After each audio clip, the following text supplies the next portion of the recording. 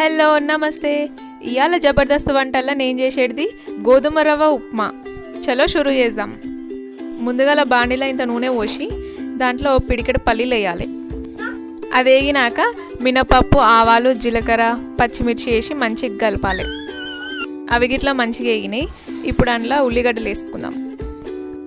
మొత్తం కలిపి జర మెత్తగా అయ్యే వరకు మూత పెట్టి పెడదాం. మా వీడియోస్ మీకు నచ్చితే సబ్స్క్రైబ్ చేసి గంట కొట్టుర్రి. అప్పుడు ఏ రెసిపీ మీరు మిస్ కాకుండా చూడొచ్చు. ఈడ ఉల్లిగడ్డలు మెత్తగా అయినాయి. ఇప్పుడు అందులో ఆలుగడ్డ, క్యారెట్, గిన్నె బఠానీలు వేసుకొని అందులో ఇంత ఉప్పు వేసి మంచిగా కలిపి జర్ర మెత్తగా అయ్యే వరకు ఉంచుదాం. అంటే పచ్చి వాసన పోవాలి. ఇప్పుడు అందులో టమాటా ముక్కలు వేసి మంచిగా కలిపి జరసేపు ఉంచాలి.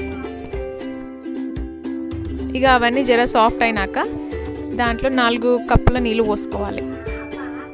నీళ్ళు పోసినాక అందులో ఇంత ఉప్పు వేయాలి. రవ్వకి సరిపడా ఉప్పు వేయాలి.